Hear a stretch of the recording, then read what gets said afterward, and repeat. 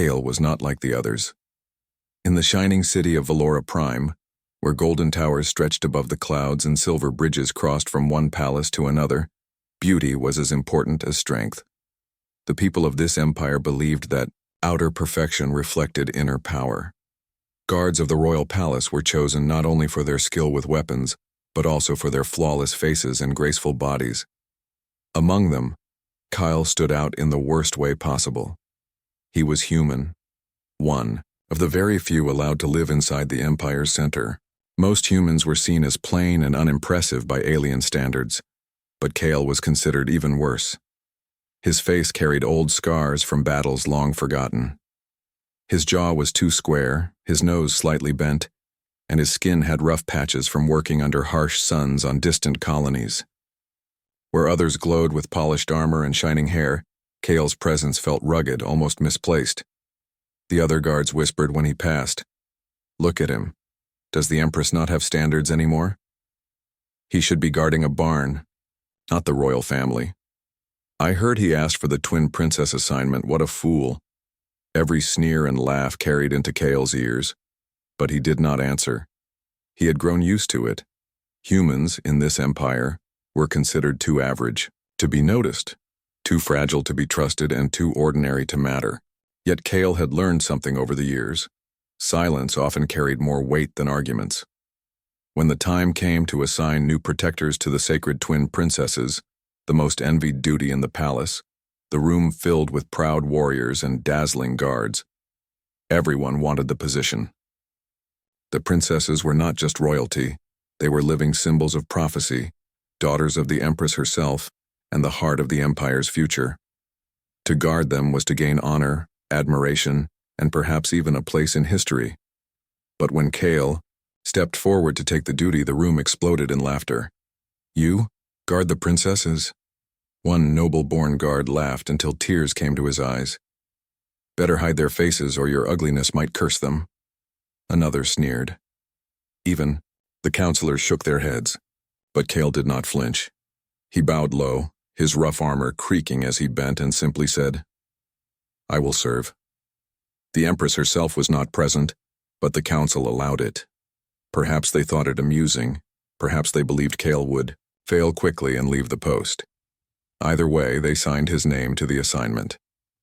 And so the ugliest guard in Valora Prime became the protector of the Empire's most precious jewels, the twin princesses, Serenia and Lyra.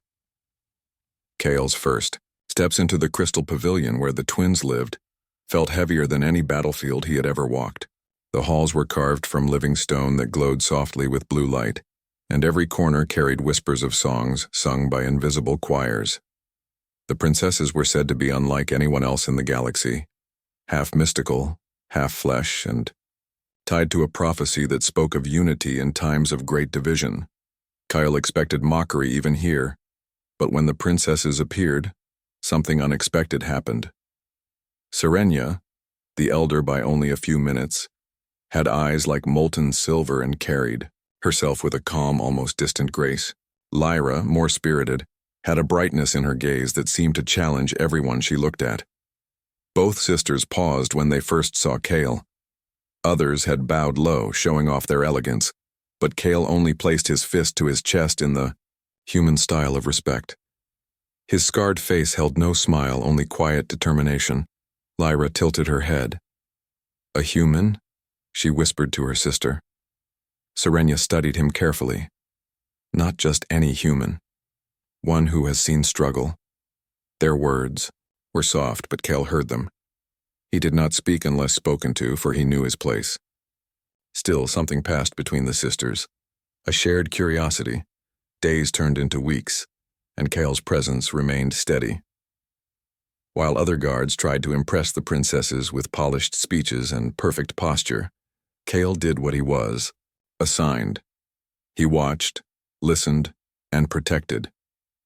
He stood at the doorway during their studies, his hands resting on the hilt of his blade. He followed silently through the gardens, alert to every shadow.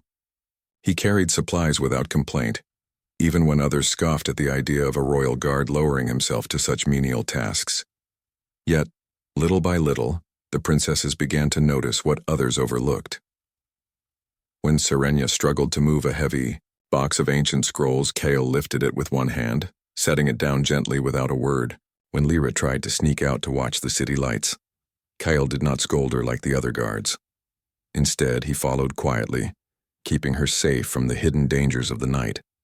When their lessons weighed on them, Kale shared simple human proverbs, small plain words yet full of meaning. The tallest tower is built stone by stone, he once said when Serenia felt overwhelmed by her studies. Those words stayed with her, but Kale's path was not easy. Every time he returned to the guards' quarters, he found mocking laughter waiting. Did the princesses faint when they saw your face today? Careful, Kale. They might mistake you for a beast and lock you outside the city walls. Still, Kale never struck back. Instead, he repaired his armor, sharpened his blade, and prepared for another day. He knew what others could not see. Guarding the princesses was not about glory, but about duty. The empire was surrounded by enemies. Whispers of rebellion stirred in distant stars. And in the shadows, assassins waited for a chance to break the fragile line of prophecy. Kale had not asked for this duty to gain admiration. He had taken it because he believed no life was worth more than another, not even his own. One night the test came. The palace was silent, the crystal walls glowing softly under the twin moons. Kyle stood guard near the princess's chamber. When he felt it, a shift in the air, a tremor too faint for most to notice. His human instincts, sharpened by years of survival, told him danger was near. While other guards boasted and laughed in the mess hall, Kale tightened his grip on his blade and scanned the shadows. Then it happened. Figures cloaked in black slipped through the walls, their bodies shimmering with cloaking technology. Assassins. Their blades gleamed with poison meant to end royal bloodlines. Kale moved before they even reached the door. His sword clashed against theirs, the sound echoing through the silent halls. The assassins were fast, trained in alien combat arts, but Kyle was faster where it mattered. His strikes were not graceful, but they were brutal and effective. He fought not to impress but to survive, and survival was something he understood better than most. Guards. Lyra's cry rang from inside the chamber, but no guards came. The others were too far, too distracted. Only Kale stood between the assassins and the princesses. With a roar, he drove them back, using not just his sword but his surroundings. A vase became a shield. A broken shard of crystal became a weapon. Every human trick, every desperate tactic he had ever learned came to life in that moment. When the final assassin fell, Kyle stood bleeding, his scarred face lit by the moonlight. He did not ask for thanks. He only checked the door to ensure the princesses were unharmed. When Serenia and Lyra opened it, their eyes widened. They had never seen a guard fight like that, not with polished perfection, but with raw determination. Lyra whispered, "He saved us, alone." Serenia's gaze lingered on him. "Perhaps the ugliest guard is the strongest of all." That night marked a quiet shift. The other guards still mocked him, but their laughter rang hollow. The princesses began to look at Kale differently, not as the scarred human they had been told to pity, but as the protector who had already risked everything for them. Kale did not realize it yet, but the path of his life had changed forever. For, in the heart of Valora Prime, where beauty was worshipped, the ugliest guard had taken the first step toward becoming something far greater than anyone expected. The attack on the princesses changed many things in the palace. Before that night, Kale had been nothing more than a target of jokes. To the other guards, he was a mistake, a human chosen by accident. But after the assassins fell under his blade, whispers began to move through the halls of Valora Prime. Some said he had been lucky. Others claimed the assassins were weak. But the truth remained clear. When danger came, Kale had stood alone while the rest were absent. The twin princesses, Serenia and Lyra, now looked at him with eyes that carried more than curiosity. They carried trust. Life after the attack in the days that followed, security around the Crystal Pavilion was doubled. Nobles demanded explanations. The Empress sent for reports, and the guards were scolded for their failures. Many tried to twist the story so that Kale's part seemed small, but the princesses themselves corrected every lie. It was Kale who stood against them, Serenia said firmly to the council. Without him, we would not be here, Lyra added with fire in her voice. The nobles were unsettled. To them, the idea of a scarred human being praised by royalty was almost insulting. Yet they could not silence the princesses, and so the truth spread. Kale, however, did not change.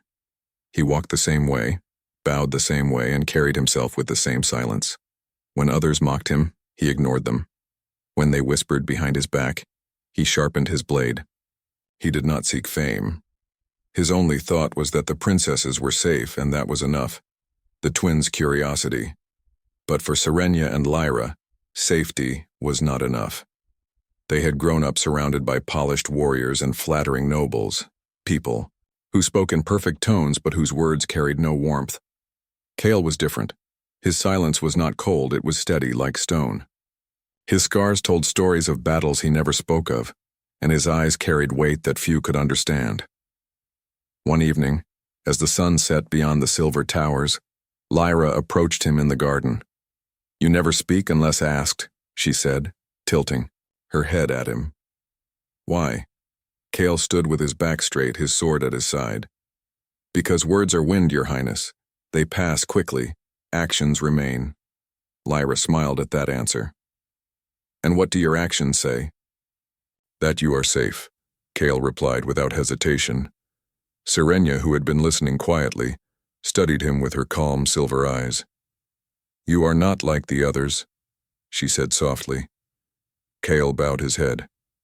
"I am only a guard." But the sisters exchanged a glance. They did not believe that anymore. The shadow in the empire. While the palace carried on with its daily routines, danger brewed beyond the walls. In the outer worlds of the empire, rebellion was growing. Some claimed the Empress had grown too powerful. Others whispered of a prophecy, that the twin princesses would either unite the empire or be its downfall. To the rebels, the twins were both a threat and an opportunity. Assassins had failed once. They would not fail again the second attack it came during a royal festival, when the palace was filled with music and lights. Nobles from across the stars gathered to watch dancers float through the air and hear songs sung by 1,000 voices. The princesses were escorted into the grand hall, surrounded by their guards, while Kyle took his place at the rear. Everything seemed perfect. Too perfect. Kale's instincts stirred again. The air smelled different. The guards laughed too easily. His eyes scanned the hall and he saw what others missed. A shadow moving where no shadow should be, a hand twitching where no movement belonged. Without warning, the lights shattered. Darkness fell across the hall and screams echoed. From the ceiling, attackers dropped, masked rebels carrying weapons not of this world. The other guards drew their shining blades, but they hesitated, confused by the chaos. Kyle did not hesitate. He moved. "Stay behind me," he barked, his human voice sharp and commanding. Serenia and Lyra froze for only a moment before obeying. They had already seen what Kale could do. The rebels attacked, swift and merciless. But Kale fought with a ferocity that shocked even the seasoned warriors. His strikes were not beautiful. They were rough, brutal, and effective. Where alien guards focused on style, Kale focused on survival. He grabbed a fallen table and used it as a shield, blocking energy blasts. He struck one attacker with the blunt edge of his sword, then used the enemy's own weapon against another. The princesses watched with wide eyes as Kale fought like a storm, unyielding and unstoppable. The turning point. When the lights returned, the hall was in ruins. Bodies of attackers lay scattered and the nobles were shaken, but the princesses were unharmed. Kyle stood in front of them, his armor dented, his face bleeding, but his sword still raised. For a long moment, silence filled the hall. Then whispers began. It was him again. The human He saved them twice. The Empress herself arrived, her eyes sharp and questioning. She looked at the fallen attackers, then at Kale. Her expression was unreadable, but her words carried weight. "You have done well," she said simply. The other guards lowered their heads in shame. Kyle bowed deeply, but said nothing. The aftermath, that night, Serenia and Lyra spoke privately in their chamber. "He is not like the others," Lyra said, pacing. The guards with their perfect faces froze when the attack came. But Kale moved, without fear. Serenia nodded slowly. "It is not beauty that protects. It is strength of heart." "Then why does everyone laugh at him?" Lyra asked with frustration. "Because they see only the outside," Serenia answered. "But perhaps we are meant to see more." They both fell silent, the weight of prophecy heavy in their thoughts. Kale, however, did not sleep that night. He sat alone in the barracks, repairing his dented armor. His hands moved slowly, carefully, as though each scar in the metal told a story. The other guards avoided him now. They no longer mocked, but their silence was filled with envy and resentment. One approached at last, a tall alien with gleaming skin. "Do not think saving them makes you one of us," he hissed. "You are still human, still ugly, still unworthy." Kale looked up, his scarred face calm. "Perhaps," he said simply. "But they are alive. That is all that matters." The alien sneered and left, but Kale returned to his work. His burden was not their opinion. His burden was the safety of the twins and the silent threat that still lingered in the shadows of the Empire. The growing bond over. The next weeks, the princesses sought Kale's presence more often. They asked him about his home, about Earth, about the battles he had fought. At first, Kale gave short answers, but the sisters were patient. Slowly, his words grew longer. He told them about Earth's oceans, vast and endless, about forests that whispered in the wind, about the strength of humans who built homes even in the harshest lands. Lyra listened with bright eyes, fascinated by his stories. Serenia listened with quiet thought, as if each word carried hidden meaning. "You carry many scars," Serenia said one evening. "Do they hurt?" Kale touched his face briefly. "No. They remind me that I survived." Lyra smiled. "Then they are not ugly. They are proof of your strength." Kale did not answer, but for the first time in many years he felt something stir inside him, a warmth he had long forgotten. The warning. But even as trust grew, so did danger. Kale began to notice patterns. Strange messengers arriving at odd hours, guards who looked uneasy, supplies missing from storage. His instincts screamed that another attack was coming, one greater than before. He reported his suspicions, but the nobles dismissed him. "A human's fear is not evidence," they said. Yet Kale did not back down. He doubled his watch, slept less, and sharpened his blade until it gleamed. He knew the storm was not over. And in the quiet of night, Serenia and Lyra watched him from their window. "He carries the weight of the Empire on his shoulders," Serenia whispered. "And yet he stands alone," Lyra said softly, "but not for long." The palace of Valora Prime was a place of glittering walls and proud voices, but after the second attack its beauty felt thin, like glass that could crack at any moment.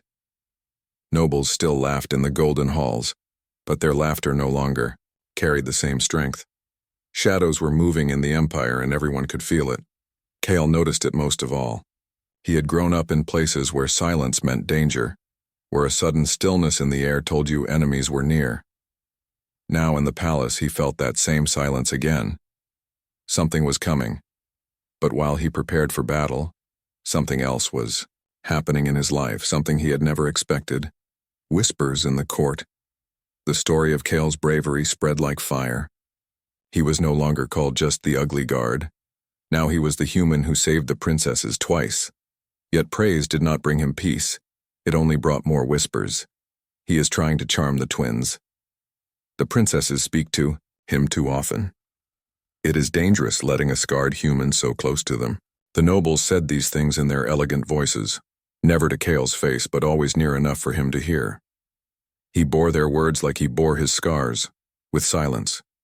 But Serenia and Lyra heard them too, and unlike Kale, they were not silent.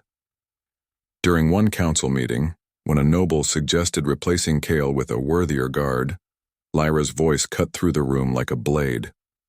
"Worthy?" she said, her silver blue eyes flashing. "Tell me, who among you stood when the rebels attacked? Was it you, Lord Serath? Or you, Captain Vera?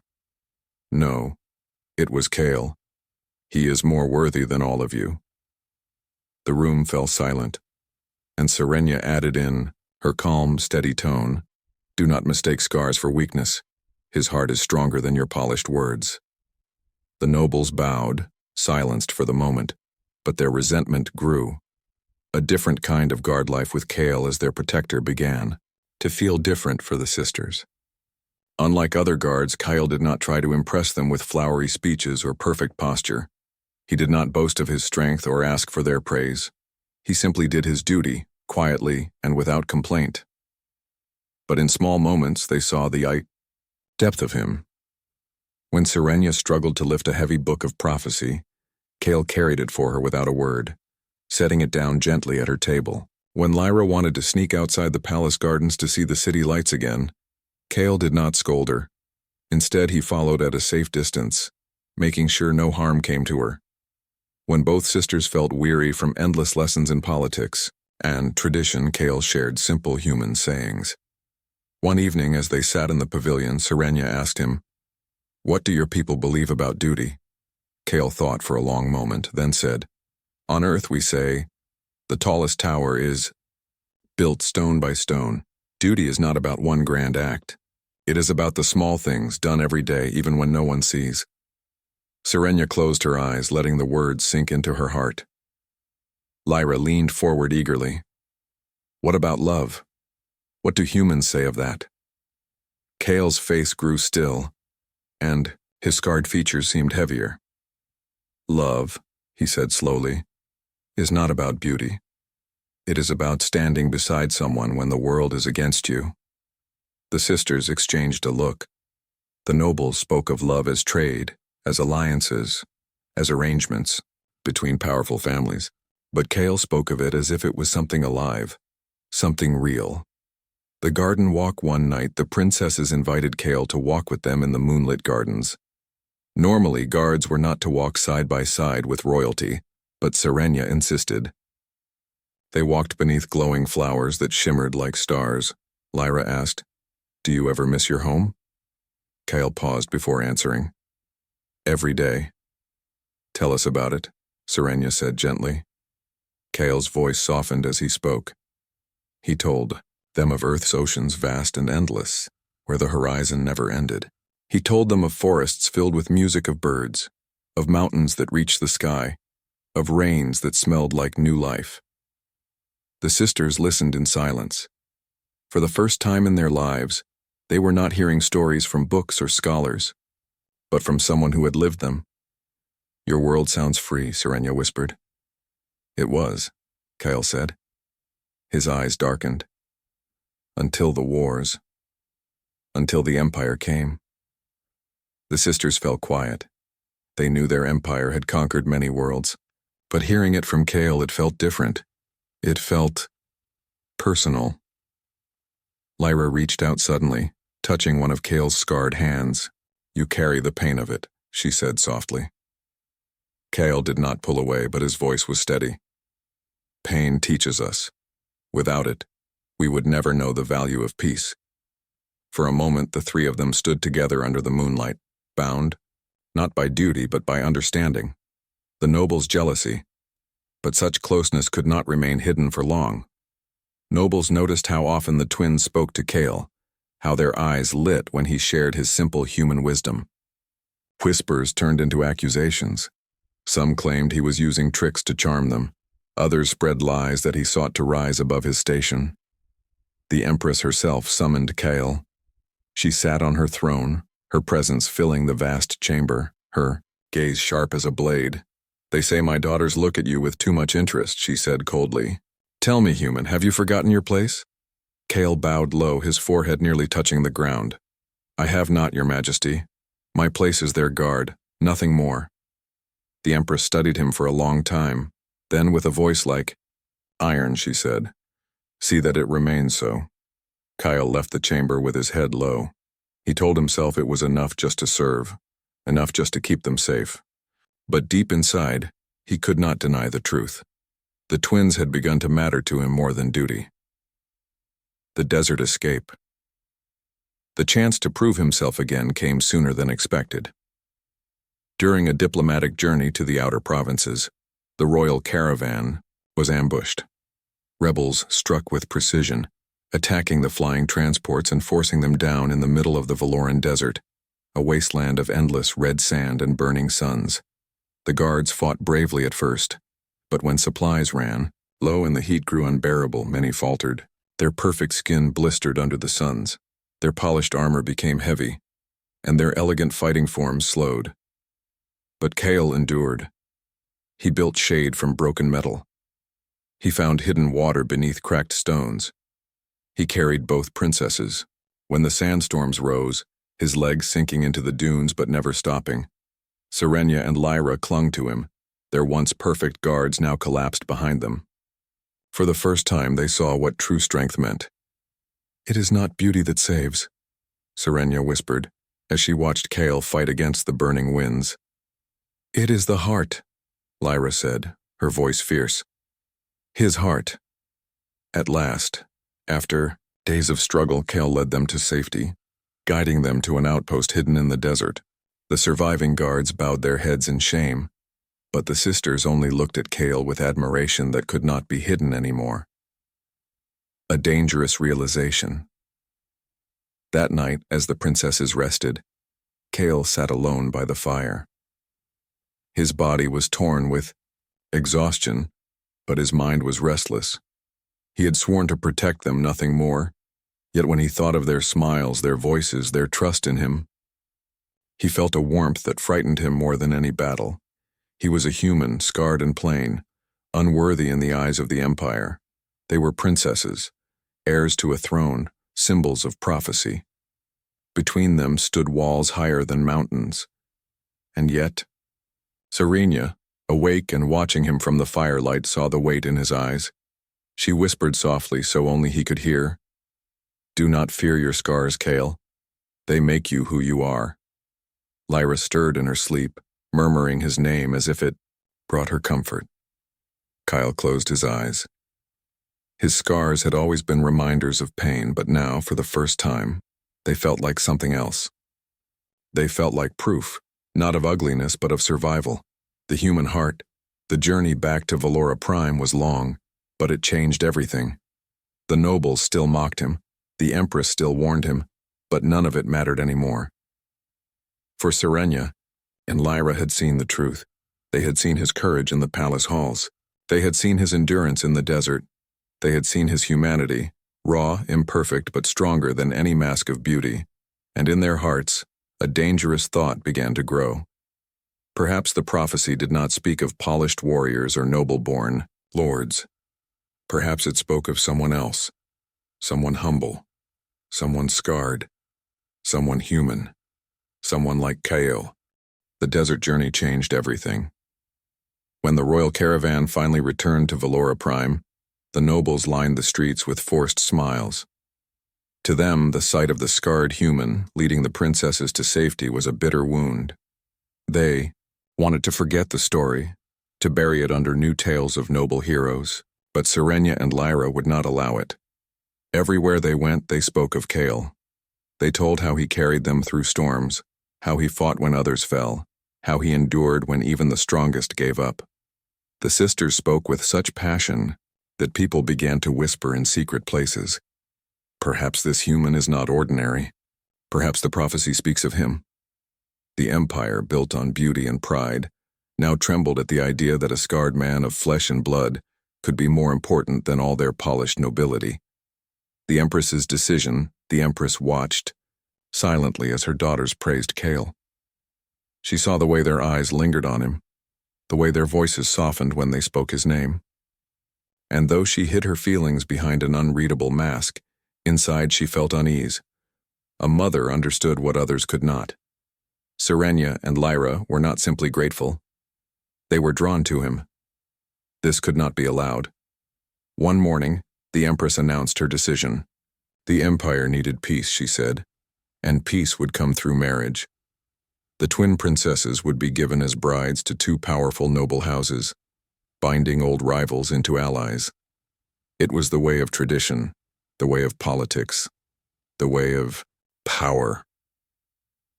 The nobles cheered. At last things would return to order, but the sisters remained silent, their faces pale but their eyes burning.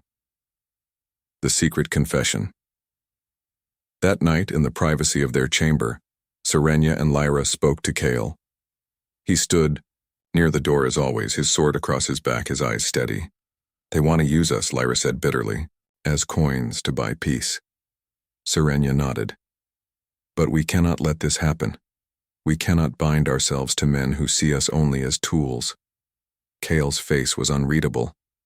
"It is not my place to speak of such matters." But Lyra stepped closer, her voice fierce. "It is, because we have already chosen." Kale frowned. "Chosen?" Serenia's silver eyes met his. "Yes. Long before our mother's command, long before the nobles' schemes. We chose you." The words struck Kale like thunder. He stepped back, his scarred face twisting in shock. "No," he whispered. "That cannot be." Lyra's voice softened. "Why not? You are the one who stood when others fell. You are the one who carried us through fire and storm. You are the one we trust." Kale shook his head, his hands trembling. "I am a guard, a human, scarred, plain. I am not worthy."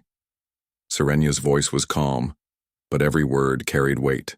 "Worthy is not chosen by beauty. Worthy is proven by heart, and your heart is stronger than any polished crown." Kale could not answer. His breath came heavy, his chest aching with feelings he had buried for so long. At last he whispered, "If you choose me, the Empire will turn against you." Lyra smiled sadly. "Then let it, for we will not turn against you." The council gathering. The next day, the Empress gathered the royal court. Nobles filled the grand chamber, their jewels shining, their voices buzzing with excitement. They expected an announcement of arranged marriages, the final sealing of peace. The Empress rose, her robe glittering with threads of starlight. "The twin princesses will now declare their chosen grooms," she announced. "Let the Empire witness." This moment, Serenia and Lyra stepped forward. The chamber fell silent. Every noble leaned forward, waiting to hear their family's name spoken. But the names never came. Instead, Serenia's voice rang clear. "We have chosen Kale of Earth." A gasp tore through the chamber. Lyra's voice followed, sharp and unyielding. "The man you call ugly, the man you mock, the man who saved us when none of you could." Chaos erupted. Nobles shouted in outrage, counselors pounded their staffs, and some even laughed in disbelief. "A human? An insult to the Empire. This cannot stand." The Empress raised her hand for silence, but her eyes burned. "Explain yourselves." Serenia stood tall. "Because he is loyal." Lyra's voice thundered. "Because he is true." Together they spoke. "Because he is the only one worthy." The outrage of the nobles. The court descended into madness. "He is scarred," one noble shouted. "He is plain," cried another. "He is beneath us all." But Serenia's calm voice cut through the noise. "Scars are marks of survival. Plainness is honesty. And beneath you? No. He stands higher than you, for he has done what you never could." Lyra added, her fire unbroken. "You worship beauty, but beauty fades. You worship pride, but pride falls. We choose the human who saved us, not the nobles who failed us." The chamber trembled with anger, but the sisters did not waver. Kale's struggle, As the nobles raged, Kale stood frozen at the edge of the chamber. His heart pounded like a drum in his chest. He had never wanted this. He had only wanted to serve, to protect. Now the two most powerful women in the Empire had spoken his name before all. Part of him wanted to deny it, to beg them to take back their words. But another part, the part that remembered the desert, the nights by the fire, the touch of Lyra's hand and the weight of Serenya's gaze, knew the truth. He loved them, and that truth terrified him. The Empress's test. The Empress rose her eyes like storms. She spoke slowly, her voice echoing through the chamber. You dare defy tradition. You dare shame this court. Very well. If you claim this human is worthy, then let him prove it. She turned her gaze upon Kale. You, Kale of Earth, will enter the Void Labyrinth, a trial of mind and spirit. No noble has ever conquered it. If you survive, perhaps you are worthy. If you fail, she let the silence finish her sentence. The nobles roared their approval. At last, the human would be silenced. At last, the sisters would be humbled. But Serenya and Lyra stood unshaken. He will succeed, they said together. Kyle bowed low, his voice steady. If this is the will of the Empress, I accept. The quiet. Before the storm, that night, as Kale prepared for the trial, the sisters came to him in secret. Do not go, Lyra whispered. It is a trap. They mean to kill you. Kale shook his head. If I refuse, they will take you from me. If I fight, I may yet stand beside you. Serenya placed her hand over his scarred one. Then remember this. No matter what the labyrinth shows you, no matter the illusions it creates, our trust is real. Our choice is real. Kale looked at them, at the only two people who had ever seen beyond his scars, and his heart swelled with a strength he had never known. I will not fail, he said softly. Toward the labyrinth the next morning, the palace gathered at the gates of the Void Labyrinth. It stood like a wound in the earth, black stone walls that shifted and twisted, a place said to devour the minds of those who entered. Nobles watched eagerly, waiting for Kale's humiliation. The Empress sat in silence, her eyes fixed on him. Serenya and Lyra stood together, their hands clasped, their faces pale but determined. Kale stepped forward, his sword at his side, his scars lit by the morning sun. He did not look at the nobles. He did not look at the Empress. He looked only at the sisters, and when they nodded, he walked into the darkness. The gates closed behind him with a sound like thunder. The trial had begun. The gates of the Void Labyrinth closed behind Kale with a sound like rolling thunder. Darkness swallowed him, yet he did not falter. Every step into the labyrinth carried 1,000 whispers of failure, 1,000 visions meant to break the mind and spirit. Kale's hand rested on the hilt of his sword, not because he knew it would help, but because it reminded him of reality, something solid to hold on to when everything else tried to deceive him. The first test immediately, the labyrinth, tested him. The walls shifted, creating illusions of the twin princesses in peril. Serenya cried for help from behind shifting walls of glass, while Lyra's voice called to him from the shadows. Kale's heart pounded, but he remembered their words. Our trust is real. Our choice is real. He closed his eyes briefly, steadying his breath. This is not real, he whispered. They are safe. I am here. When he opened his eyes, the illusions began to fade. He moved forward steadily, stepping over traps and through corridors that twisted like serpents. Every challenge seemed designed to exploit his fears, his doubts, and his scars, but Kale pressed on. He trusted in the strength he had cultivated over years of hardship, the endurance that had saved the twins twice before. The labyrinth of shadows, deeper into the labyrinth, Kale faced a mirror of himself. In the reflection, his scars were multiplied. His body was twisted, his face unrecognizable.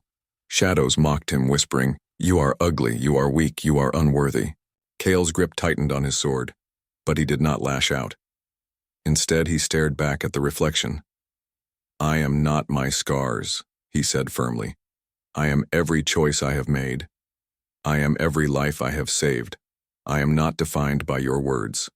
The shadows recoiled, the reflection melting into darkness. Cale stepped forward.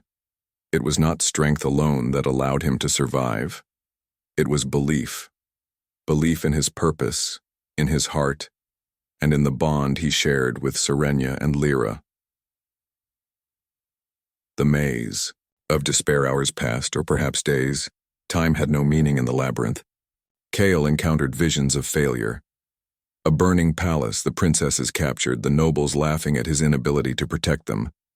Every fear clawed at his mind, but Cale drew on what he had learned in the desert: endurance, patience, and focus. He moved like the wind, silently but relentlessly, navigating through traps and illusions. He remembered the desert sun burning his skin, the shifting sands under his boots, the exhaustion that threatened to crush him. And yet, he had kept going. Now the labyrinth was no different. With every step, Cale reminded himself, courage is not the absence of fear. It is moving forward despite it. The final guardian. At the heart of the labyrinth, Cale encountered the final test, a massive entity of black stone shaped like a knight but impossibly tall. Its eyes glowed with the void itself. This was the guardian, the last obstacle standing between Cale and victory. It spoke in a voice that rumbled like the mountains. "You are not worthy. You are human, scarred, weak." Cale raised his sword, though he knew that the fight would not be won by steel alone. "Worthy is not given by sight or strength," he said. "Worthy is proven by heart, and my heart is true." The guardian lunged, but Cale did not simply strike. He dodged, parried, and used the environment, rocks, shards, and uneven ground, to his advantage. Every move was deliberate, every breath controlled. Hours passed as Cale fought, yet he did not falter. The guardian tested his courage, his patience, and his ability to endure pain without yielding. Slowly, the massive knight began to crumble, not because Cale struck it down, but because he refused to break. Finally, with one last push of sheer will, the guardian dissolved into dust, leaving Cale standing alone at the center of the labyrinth. The proof of the prophecy at the center of the chamber, a glowing relic awaited him. A crystal orb etched with the marks of prophecy. Cale approached it cautiously. The air thrummed with energy, yet it did not harm him. As he touched the orb, visions flooded his mind. The twins smiling, the Empire united, humans and aliens working side by side in harmony. He saw the future, not written in perfection, but in courage, trust, and the strength of heart. The prophecy was not about perfect nobles nor polished warriors. It was about someone who could endure, who could inspire trust, and who could lead not by power but by compassion. Cale had passed the trial. Returned to the palace. When Cale emerged from the labyrinth, sunlight struck him for the first time in what felt like weeks. He was exhausted, his armor dented and scorched, but he walked with his head held high. The crowd gathered at the gates could hardly believe their eyes. "Is he alive?" one noble whispered. "Impossible," another said. The Empress herself approached, her eyes narrowed. "Cale of Earth," she said, her voice measured. "You have completed the trial. You have proven what no one believed, perhaps. You are worthy." Cale bowed, his voice steady. "I serve your majesty, not for reward, but for duty." The sisters stepped forward, their hands reaching for his. "It is enough," Serenia said softly. "It has always been enough." Lyra smiled, her eyes shining. "The prophecy was never about anyone else. It was about you." The celebration news of Cale's victory spread quickly. Nobles who had mocked him now bowed with reluctant respect. Soldiers who had doubted him stood in silent awe. and the citizens of Valora Prime whispered in wonder at the courage of the human who had defied expectation. Yet Kale cared little for glory. What mattered was the trust of the twin princesses, and the bond that had formed through trials and shared dangers. The Empress called for a ceremony, not a marriage yet, but a declaration. The human Kyle, scarred and humble, was recognized as the one chosen by the princesses. When he stood before the court, Serenia and Lyra by his side, the nobles could not deny it. The prophecy was fulfilled. The twins had chosen not for tradition, nor for wealth, nor for appearance. They had chosen for heart, and the human who had endured so much had become something greater than they ever imagined. A new beginning that night, the palace celebrated not just survival, but the triumph of courage and humanity. Music filled the halls and people danced in joy. The twins laughed, their voices free and bright, and Kale, standing beside them, allowed himself the first quiet smile in years. He thought of the desert, of the labyrinth, of every trial that had led him here.